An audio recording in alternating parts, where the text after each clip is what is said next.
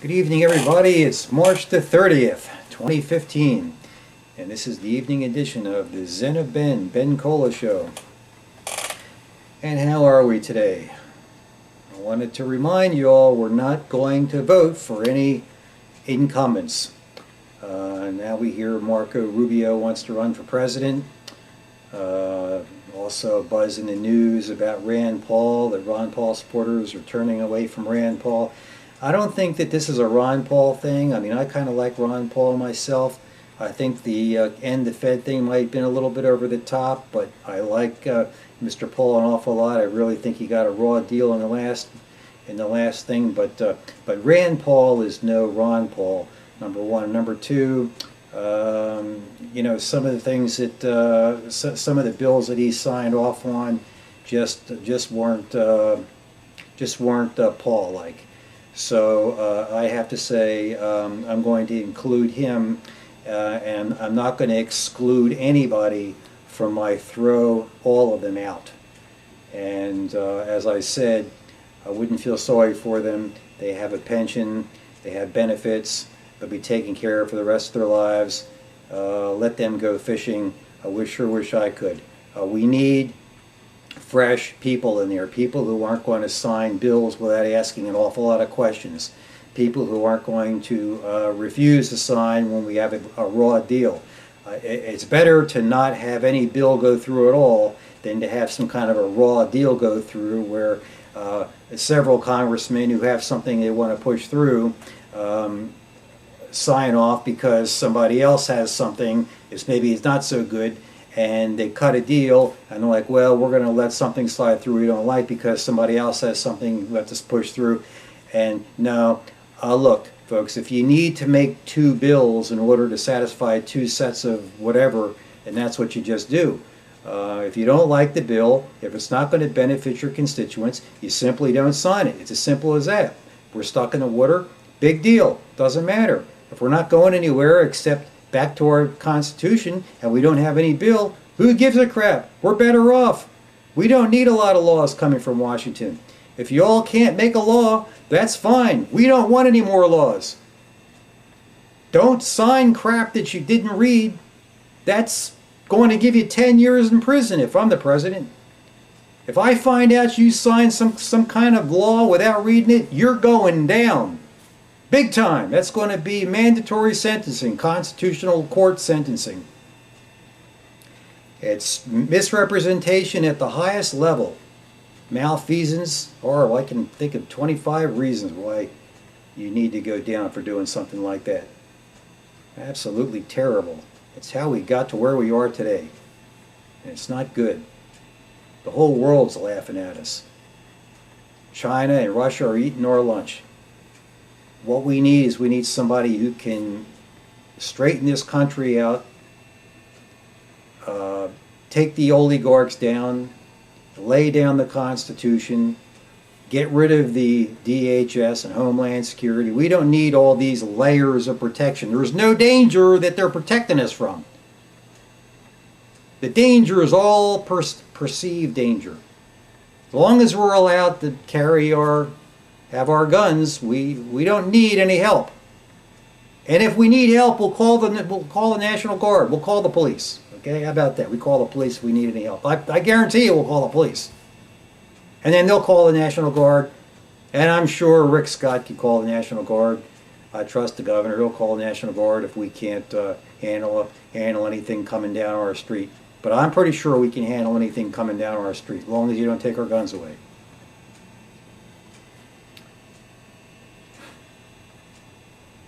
Look, people, the only way you're going to get your country back fair and square and reboot the whole thing is we've got to throw everybody out, and we have to use my plan to examine every single law on the books and match it and make sure that it conforms to the Constitution. What we'll do is we'll set up committees in every zone, every so many 100,000 people.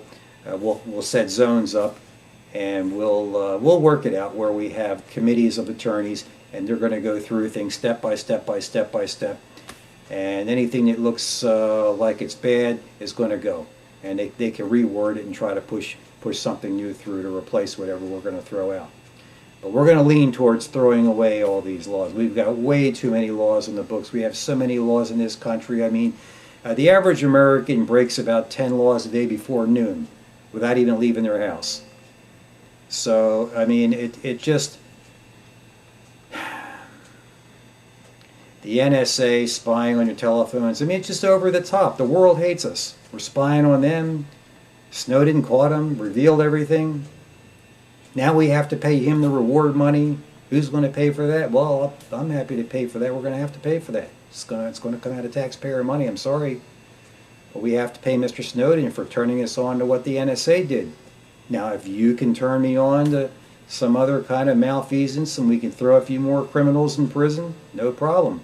We'll give you a reward too. I like giving rewards and putting the bad guys away on the mandatory constitutional court. We'll have plenty of cells because we'll let the non-violent drug users out that are just trying to enjoy their lives.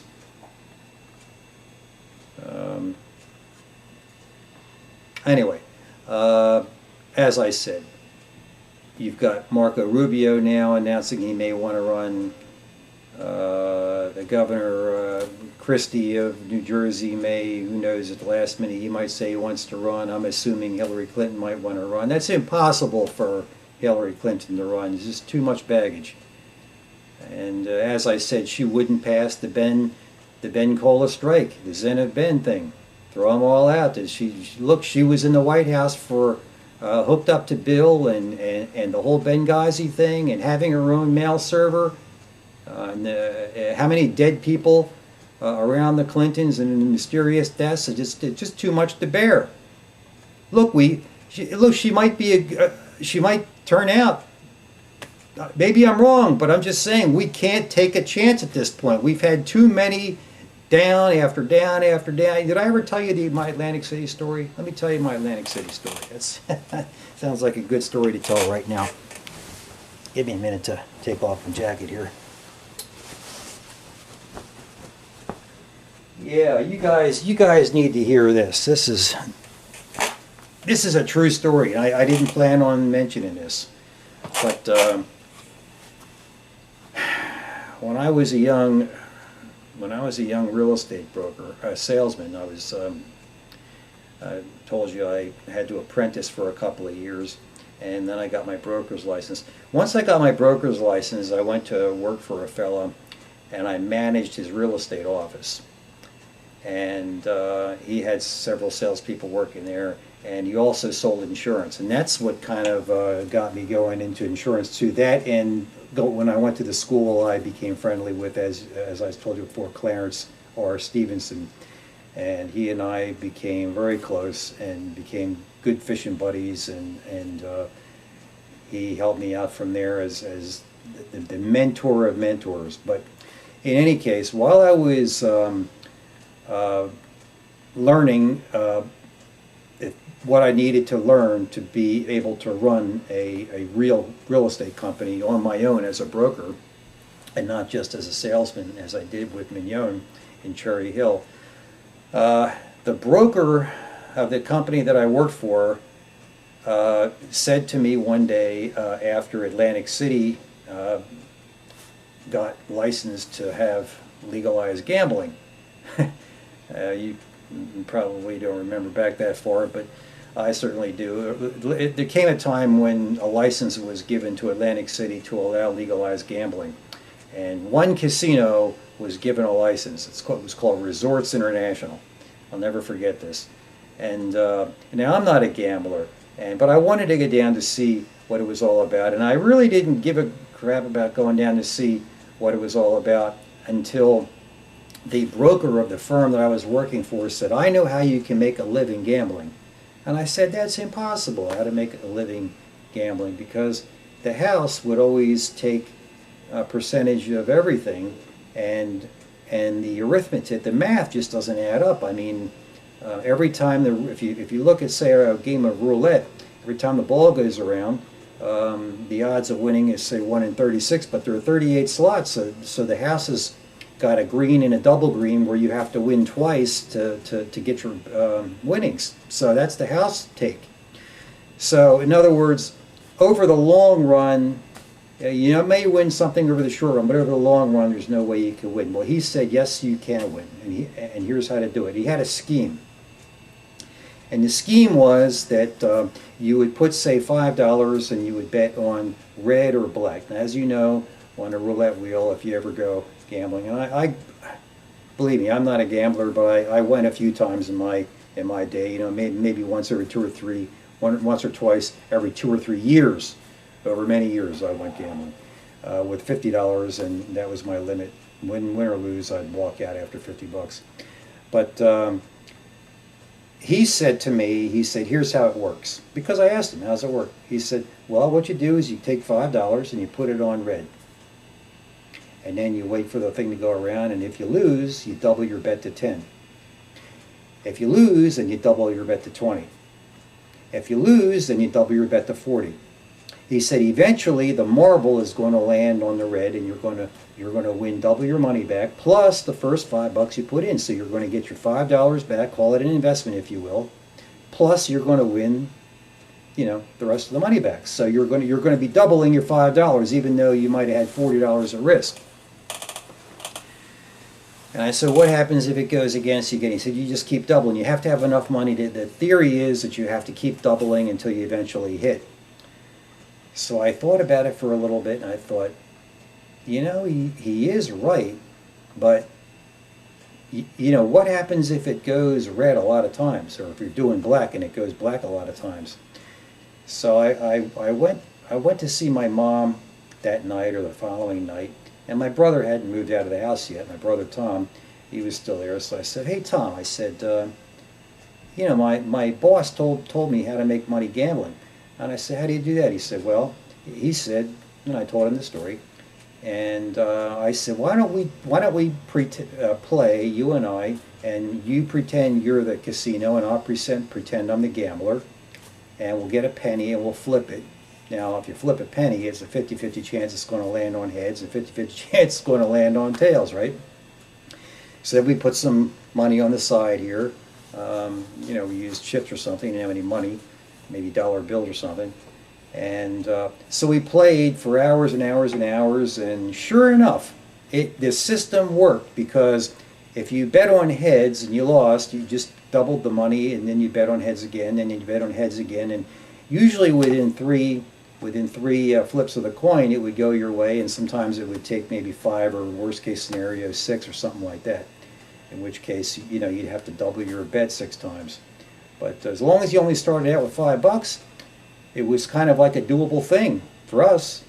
So my brother, being a pretty sharp guy, math-wise, and he said, you know, he said, I think this can work. And I looked at him and I said, you know, I think it could work too, you know, as long as it doesn't go over our limit, you know. And then I said, well, I have an idea how to make the plan work even better. He said, what?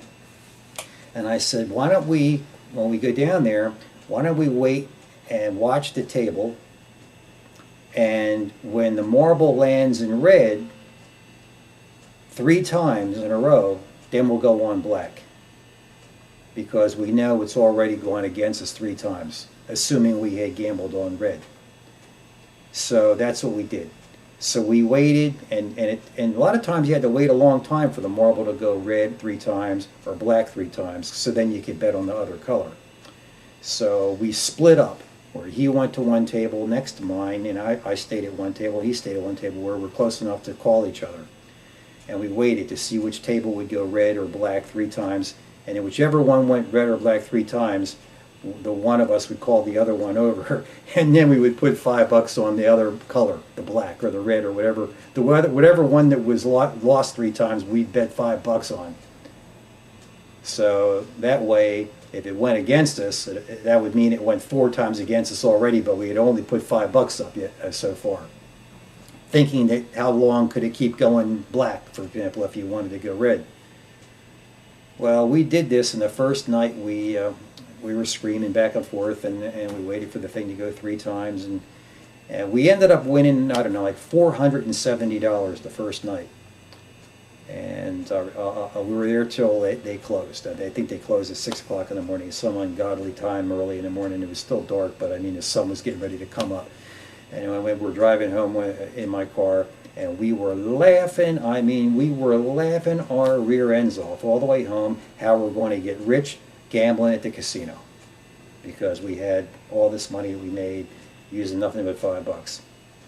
So we made plans to go back the next night, obviously, because we were going to make a living doing this, right? Yeah. So we went back the next night, and we waited, and we started up our plan. He went to one table, I went to the other, and the thing went, you know, red, black. I mean, we had to wait some half an hour before it went three times one color.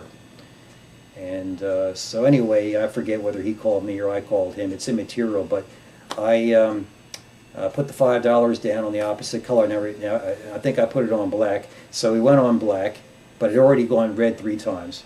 So I'm on black now, but it had gone red 3 times. So if it went the other color, it would be 4 times against us. So chances are it's going to go our color. So the thing went against us. So we doubled again, and it went. Did I say we're doing black? So we're on black or something.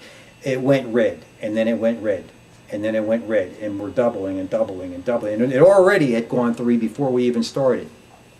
And finally, we ran out of $470, and we were on our last roll. And my brother looked at me, and I looked at him, and we crossed ourselves, and we took a deep breath, and oh dear God, and the thing went against us, and it was like as if depression beyond belief. It was like it was shocking to me, but to my brother was devastated, and I was like, oh well. But my brother was absolutely.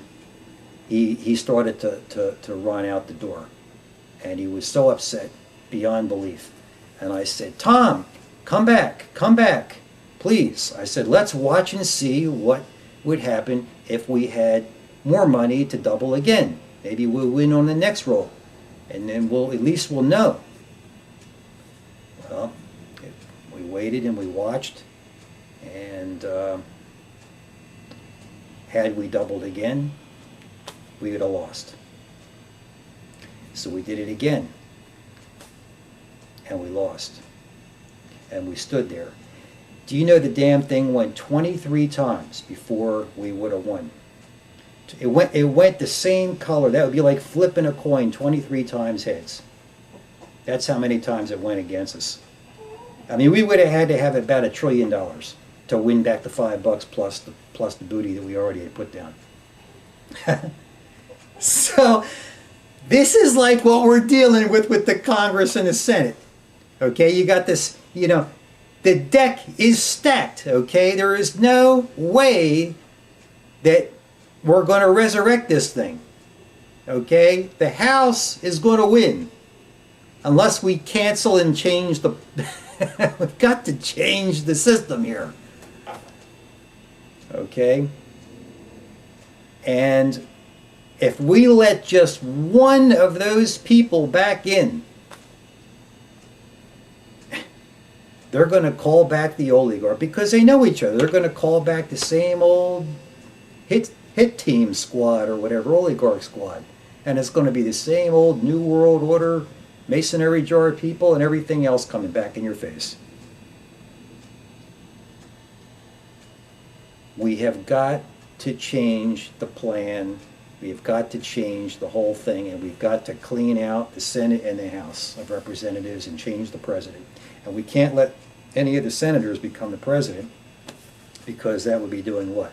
It would be keeping one of the same people in there. Because I'm telling you, these people are very wealthy, all of them. And even if 1 or 2 of them aren't really wealthy, they are connected enough that that back door is still going to be there, and that marble is going to go against you on the black 23 times, or on the red, or whatever. It's going to go against you. over and over, and it's like banging your head against the wall and expecting your head not to hurt. It's like doing the same thing over and over, same experiment over and over and over again. And you're switching it up a little bit here and you're switching it up a little bit there. Eventually, the best thing to do, especially when you get to the point where we are right now, is just fire everybody. I mean, you just got to do it, folks. I mean, at this point, our Constitution, all of us, we have been so assaulted that now we've got the police assaulting ordinary citizens, senior citizens, black people, white people, poor people, homeless people, Department of Homeland Security, this land security, that land security. Now they're morphing into other countries. They're trying to represent 15 other countries now, I hear. Last night they had a whole dossier thing on Janet Napolitano. They're wondering where she came from. Now they're starting to say they don't even know where she came from. Out of left field somewhere. Folks, I just don't know how to say this. I'm just saying there are enough people out of work right now that are good people that aren't convicted felons, that own businesses all their lives, know the real estate business, which is what we need, somebody who knows all about real estate, and securities, and insurance. Someone who has all those credentials. Hello? And ran their own business all their life and was never guaranteed any money or pension, but always had to make their own way. Me? The only problem is you need a lot of money to get published. That's where you come in. I need donations so that we can get our website going. And it doesn't really matter if it's a late start, folks, as long as you're going to pull the lever the right way. Doesn't matter. We need to do it at the petition drive. And I don't know if I'm going to do it as a GOP member, which I am, or if I'm going to switch to independent, because the GOP just made a bunch of crazy rules about 6 months ago, maybe it was 3/4 of a year ago, where they said internally, they said they wouldn't nominate anybody that they didn't know. In other words, if you weren't already a known, that you wouldn't be given a chance. Do you see how this thing is? I mean, they want to keep this same old party going, and I'm like, look, I want to change the game here. I want my country back. Don't you? Don't you want your country back? Anybody out there that's old enough that, you know, they're 60, 70 years old, Vietnam age? Remember how good things were, aside from Vietnam?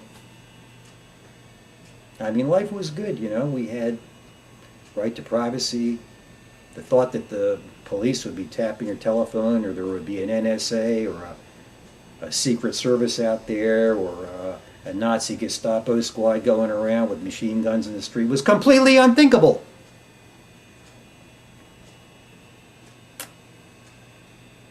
And they started with making all kinds of drugs illegal.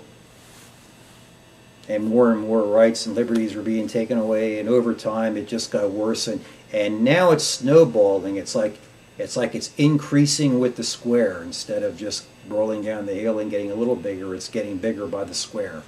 You know what I'm talking about?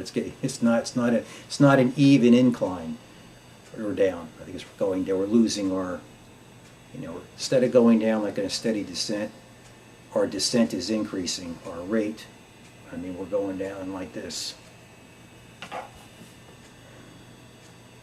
We're almost at the point now. I'm afraid it is possible that we're at the point of no return, where we've got fascism that cannot be defeated. And maybe the only thing that would straighten things out is an invasion by Russia or something, and then we're going to end up we'll get our Constitution back half-assed Russian style or something. I want to get it back American style. And I don't want anybody to get hurt. I don't want a single person injured or hurt. And I don't want to have to demonstrate in the street. That's bullshit. We don't need to do that. The power is when you pull the voting lever. That's where the real power. You could stand in the street all day, all night. You could stand out there like Occupy and freeze to death, get rained on. It's all bullshit. What counts is when you pull the lever. Even the donations don't count as much as pulling that lever. You know, I can't donate a lot of money, and I really don't. In the last several elections, I didn't donate any money to either candidate. And when I did donate, I donated a little bit because I just, to me, they would always call me to solicit. They would say, "Oh, you're a member of this, you're a member of that. You know, donate some money." I said, "You know what I'm going to donate? My vote, and I promise you, I'm going to donate my vote. And my wife is going to vote too, and all my friends. I'm going to talk them all into voting for you. So I'm not giving you any money, but I'm promising you like 1,000 votes." But we need to have some money so we can get some name recognition out there, because I am a newbie. Now, that's the downside. The good side is I've got this. Okay? I'm a very, very, very, very good salesman. I'm a very, very good debater. So when it comes time to have the debate, assuming I could get a chance to debate whoever's on the other side, I think I'm going to have a pretty good shot, and I think they're going to have a real surprise, because I can put up a good debate, and I'm sure I can sell the American people. And I'm trying hard to sell you. I'm asking you to give me a chance. And what I need now is I need to build this website, and I need you to sign a petition that says, allow this guy to run and get on the ballot.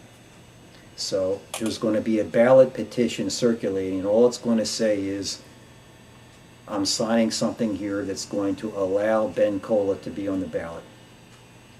And if I get enough of those signed, which I think we could do that, that will get me on the ballot.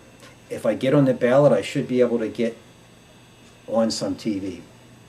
If not, I'm going to be on the internet. And so I should get some traction.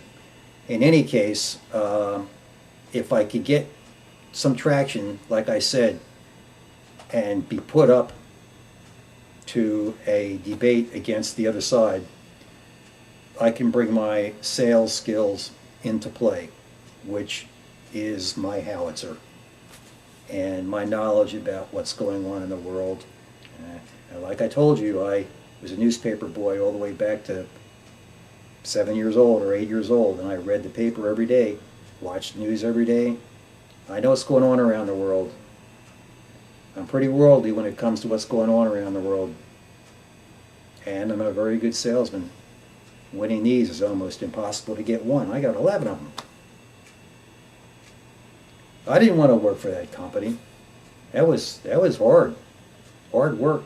I only did that because when I moved from New Jersey to Florida, I had to go back to real estate school, serve an apprenticeship, and then I had to go to insurance school, and that took years. So in order to get my credentials transferred from New Jersey to Florida when I moved here to retire, I had to do something, so I worked for these guys. But I proved my mettle because I sold so many policies in New Jersey. Unfortunately, I ran into that stock problem on October the 19th, 1987. But I chose the right direction of the market. It wasn't my fault the computers were running slow. They never ran slow before. So I lost everything. But guess what? Built it all back up again. And lost it again. I already told you what happened to me a couple of times, up and down. I've had my ups and downs, man. But I always was able to get back up, put my tie on, and away I go. As I said, I could sail away on any one of my buddies' boats and just say sayonara. And if you don't want me, don't sign the petition. But I'm asking you, please. Doesn't it make sense to change, to fire everybody? I mean, aren't you mad enough that you just want to fire everybody? Aren't you angry enough and pissed off enough to just fire them all? Totally clean the place out. Total roto-rooting job. fumigate that whole building. Kill all signs of life and start over with a fresh batch of newbies who are oath keepers. That's all you want. You just want people that know that they're oath keepers. All the other laws are bullshit. Most of your laws that really matter to you are going to be at your state level. But we have to compare them too to the Constitution. You don't want Washington dictating a lot of laws to you. All you want in Washington are the oath keepers. And then you want de minimis law coming from Washington. And then, of course, you want Washington to be your liaison to the rest of the world so that we can make friends instead of enemies around the world. And I'm good at that. I'm really good at that. We're going to make sure that the other countries are going to see that it's better to be our friend than not to be our friend, but not through force, through friendship and cooperation and deals. We're going to show them that they can make money working with us, and we can make money working with them, and we're going to have fair trade. We're going to put people back to work. We're not going to have ridiculous tariffs like on these solar panels. Look, you know, I'm telling you right now, we're not trying to beat China on the price of manufacturing a solar panel. We can't do it right now. But if we can get a solar panel from China that's going to give us electricity at a lower price, it's a gift. Do you understand? It's a gift. See, Obama sees it as some kind of hostile attack or something. I say we take advantage of whatever gifts we can get. Because we're not in a position to not take whatever gifts come our way. Where we're going to make money is installing these things and getting our electricity from us. And then we've got to do something about this Fukushima thing or we're all going to die, especially North America. Because that crap is coming straight our way. That's going around the world, but it is coming straight here first. We're getting hit with it first. After Japan, but I mean, it's really even hitting us harder than Japan. The blast hit Japan because it went up and it came right down, but now the forever after is coming to North America. We have to stop that thing from killing all of us. Yeah, we are already going to live a shorter life, all of us, because of that. And Obama and company never told us. They never warned us. They never said anything was good. All he said was there's no harmful effects, no immediate problem. No immediate problem. If someone told you you're going to die 5 years younger, instead of living to age 90, you're going to die at the age of 80, and they tell you that when you're 50, but what would you think? Well, I would say, well, isn't there anything I can do now while I'm 50 to make sure I live until I'm 90? And not only that, but is there anything I can do to make sure that the quality of my life is good all the way to the end so I'm not in a wheelchair for the last 20 years of my life? Like maybe you can let me have my medicine? How about some pain medicine when I get old and my bones are hurting and I still want to do things? And I can't move around. Oh, no, you can't have your pain medicine, so says the DEA. Might get hooked on it or something. Well, I mean, I can live a better life if I could get my medicine. How about my blood pressure medicine? I can't exercise too hard without my blood pressure medicine. I can't go anywhere. I can't breathe. And then you're telling me, oh, just sit down and live your life with an oxygen tank. But if maybe they've got some magic medicine that allows me to move around better. But oh no, you can't have that. Bullshit. If there's something out there that's going to help you and you think it's helping you, even if you take what you think's helping you, because it's up to you to tell us whether you're enjoying your life or not. It's not up to us or the federal government, the DE freaking A, to tell you what kind of medicine to take, whether it's pot or cocaine or blood pressure medicine or pain pills or tranquilizers or anything, speed pills, any kind. I don't care what you're talking about. Marijuana, hemp, doesn't matter. It's not their business. It's It's none of their business. You see, if it's none of their business, then there's no cost associated with enforcement. Do you understand? Not to mention the fact that it makes the person freer.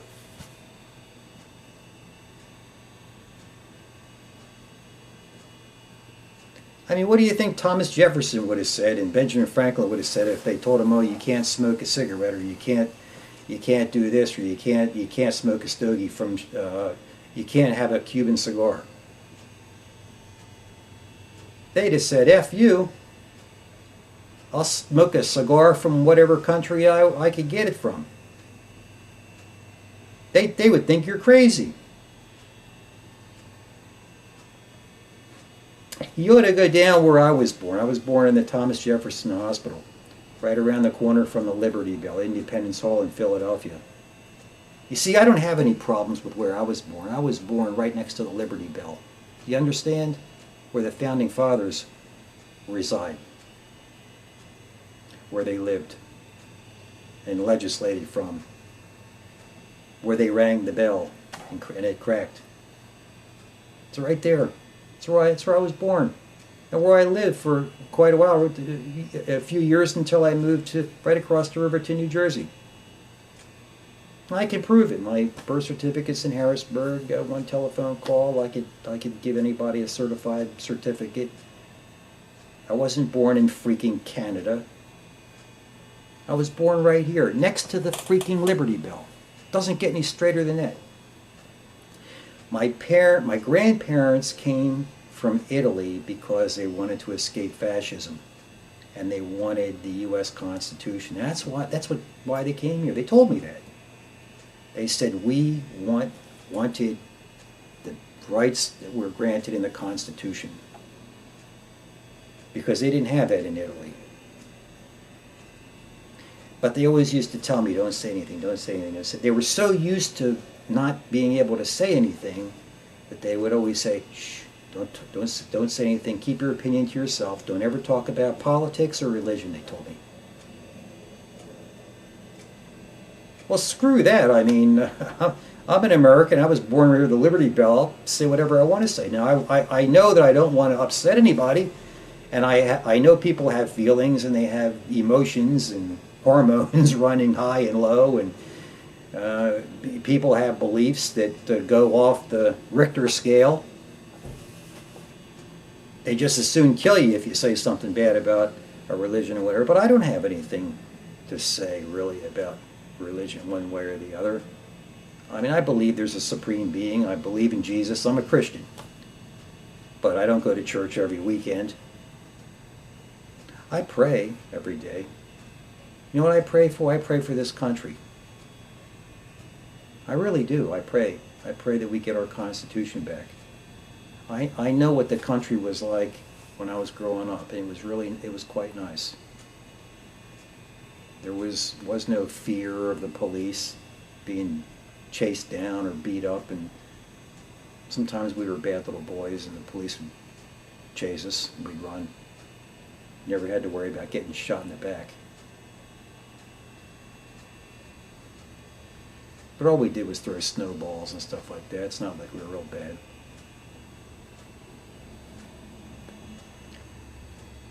I want the good old United States back like it used to be. I don't want us involved in these wars all around the world where we tell them we need democracy. You need democracy. We tell them you need democracy, and if they don't vote the right way, we attack them. If they vote the right way, I guess there's democracy. If they don't vote the right way, then we kill them or attack them or subvert them somehow. Because that's what we do.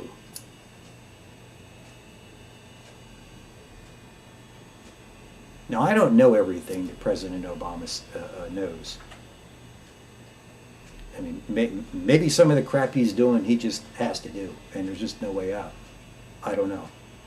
It seems to me there's got to be a better solution than just droning people. I mean, if you don't like what they're doing, maybe it's better just to look the other way. I really don't feel threatened by anybody. I feel more threatened by, say, a World War III starting up because we're poking our fingers in the Russians' eyes, you know, like this, poking them. It's like the bully on the bully on in the schoolyard. Every day the bully pokes you when you go out for lunch, and then the bully comes by and he pokes you the next day. Then he pokes you again the next day, and every day you know he's going to poke you. Then he punches you, and then the next day he punches you. And then one day he's about to punch you and you turn around and you clock him first. And the bullies, you know, when you hit him, of course, the bully always cries because bullies are nowhere near as strong as they think they are. I never took any shit from anybody, by the way. Nobody ever pushed me around, and I wasn't the biggest kid in the schoolyard, but I never let anybody push me around. If they wanted to fight, they got to fight. And they were always sorry. They were always sorry.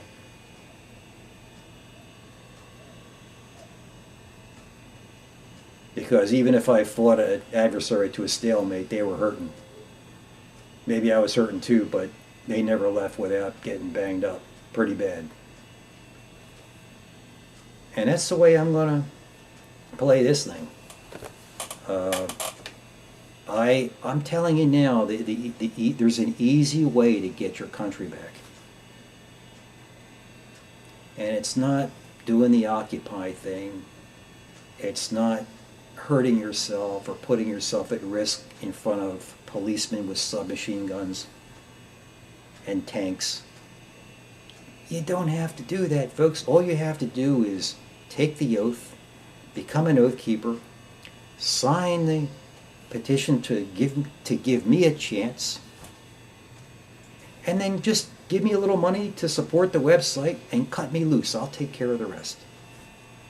And show up on voting day and just pull the lever. It's easier than standing in the street and camping out day after day after day to get your country back. That's all you have to do, and I will get you your country back. So help me God, I'll get your country back. And we're going to do it, and we're going to make it look easy. Because you know what?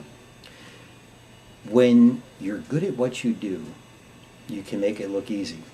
Funny thing, as an insurance adjuster, a lot of times, as a public adjuster, when I was going against the company, a lot of times the insurance company would say, oh, we're going to pay $30,000 and that's it.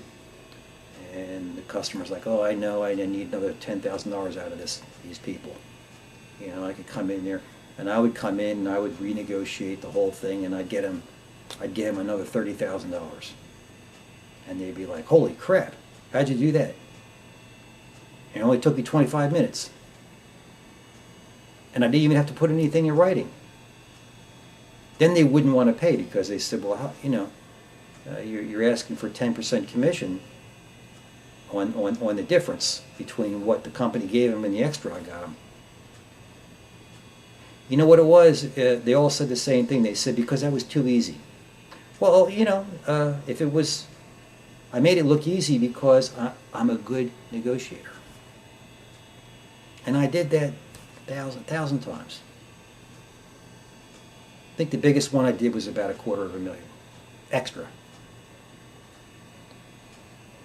And I made it look easy, and they just, most people were happy. I was so happy because they didn't think they were going to get any more. They already got $50,000 from the company, and then I come in and get them an extra $250,000. Pretty happy. And they could give you a check for 10%. But you always had that one prick who would say, no, you know that's, you only work 2 hours on the case, and you know you're making $5,000 for working 2 hours. It just, my lawyer says that's too much per hour. And I said, I'm working on commission here. You know, I might have got nothing,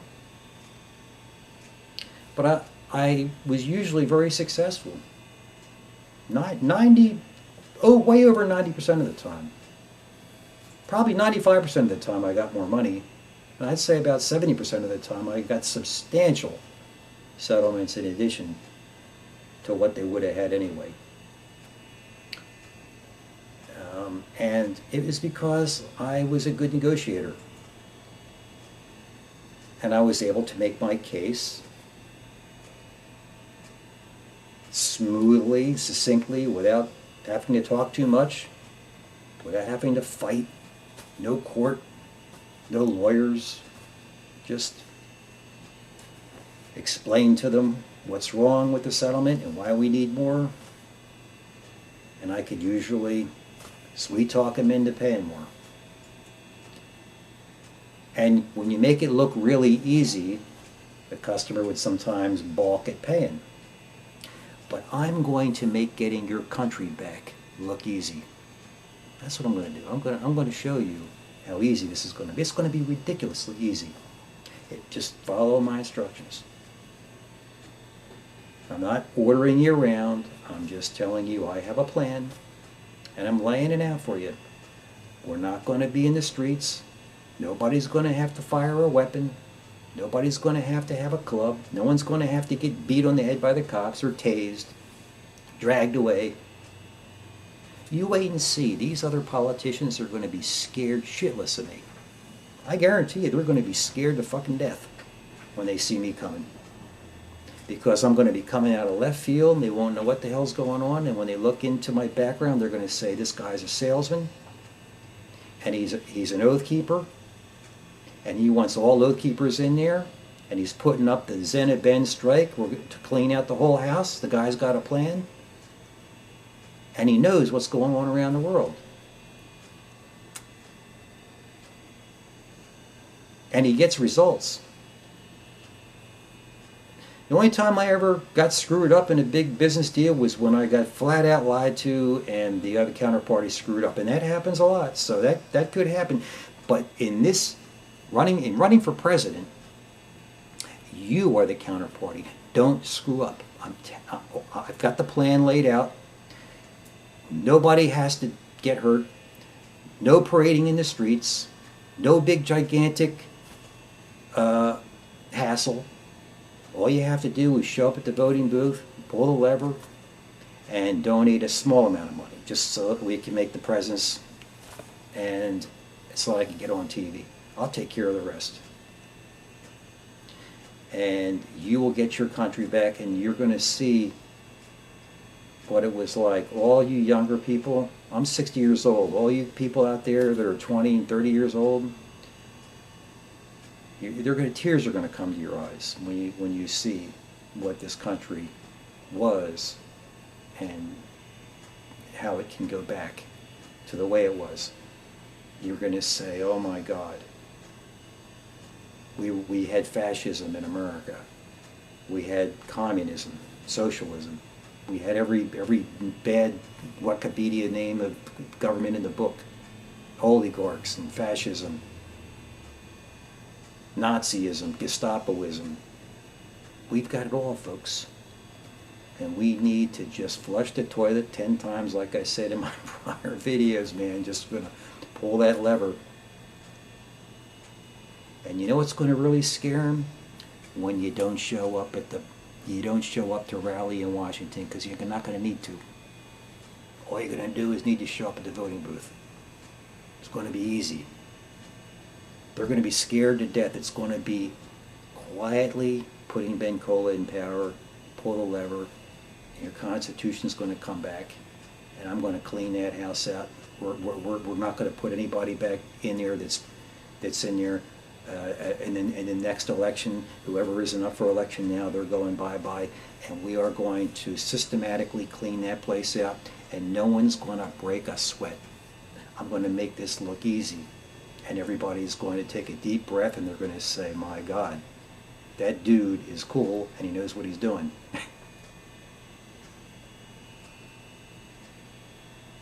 You're not going to have to deal with Hillary Clinton, a personal server, the email disappearances, dead people laying all over the place, Benghazi. I'll tell you how I would have handled Benghazi. I'd have at least sent the Navy SEALs in there, or I would have sent the Delta Force in there. I would have sent a special operations team in there, just to cover that play. I will never surrender an embassy.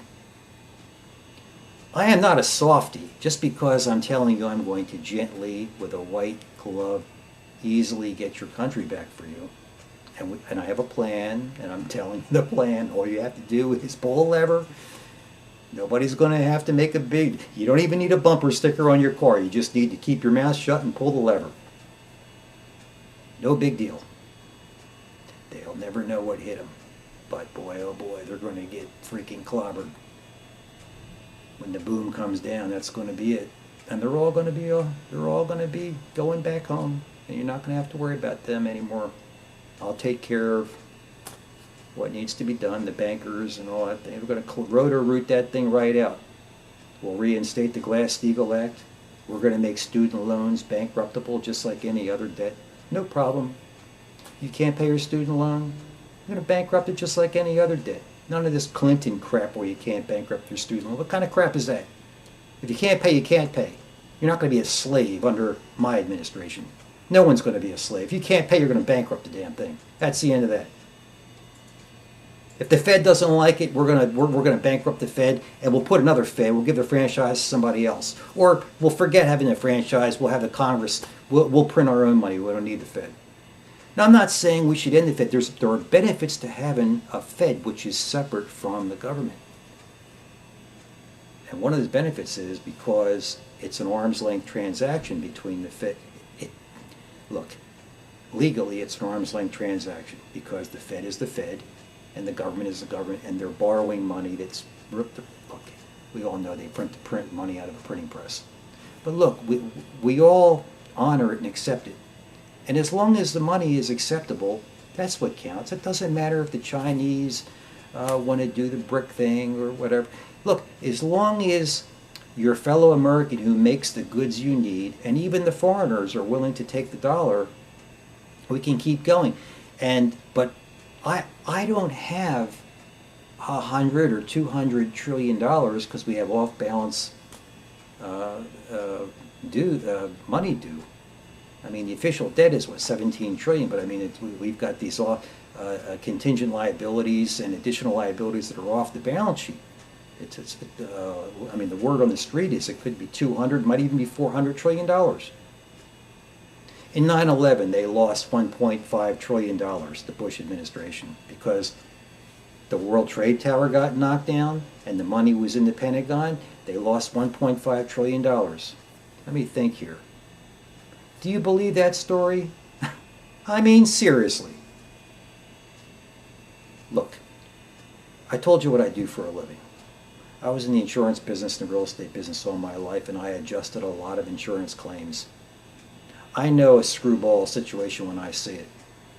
And I know when an insurance claim should be denied. And I also know when I smell a rat. The whole 9/11 thing needs to be reinvestigated. I think it was an insurance scam followed by a political scam that helped along so that we could start up a war. Now, I'm sure that's what you think too. That's what all of the conspiracy people think. Now, whether you believe it or not, there are enough people that believe it that it should be investigated. Remember that World Trade Center has had asbestos in there. As an insurance adjuster, I would think, well, you know, if I'm going to insure this guy who owns the place, I would think he's got financial troubles because now he's faced with a cost to renovate this building that he has to pay, or else he's going to have a fine that's going to be so big. It would behoove him to burn the building down. I'm not saying he did it. I'm just saying it would behoove him that if something happened to the building, he would stand to gain. And he did. Did he not? And the U.S. government got what they wanted, didn't they? They got to attack Iraq, which they were just itching for a war with Iraq because they wanted to go after Saddam Hussein. And why did they want to go after Saddam Hussein? Well, he was started to sell oil in euros. Listen, I know the whole story. So do you. Come on. I just want you to know that I know. I'm telling you as an insurance adjuster, this whole thing looks like an insurance scam to me that was allowed to happen and allowed to roll out because the people who allowed it to roll out were the U.S. and the U.S. wanted it to happen, and so it wasn't in anybody's interest to stop it. Do you see what I'm saying? But it really was an insurance scam.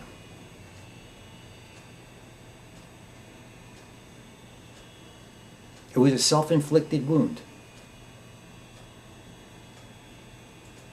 It was a gigantic insurance scam that involved many people. But it wasn't in anybody's interest to stop it, because the man got paid, the building got taken care of, it's not there anymore, no asbestos. The gold is gone, the $1.5 trillion is missing, so the Fed can just print up another $1.5 trillion because they just sign an affidavit saying the money's missing, we don't know what the heck happened to it, so the Fed just says, okay, well, we'll replace the money because something happened to it, terrorism. And so they replace the money and they just give it to them. So now that they get to go and do something else, the money, nothing happened to the money. There was supposed to be gold stored in there.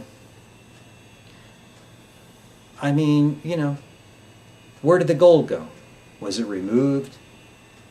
Was it claimed as personal property? The whole thing needs to be reinvestigated as an insurance scam. And then what will happen is you'll find out the other things that came in behind it. The reason why it was allowed to sail through and there was a settlement with no trouble. And then it was followed up by a war. But really, it was an insurance scam. That's what it was. And people got killed, so that's an insurance scam where people died. So it's you know, homicide.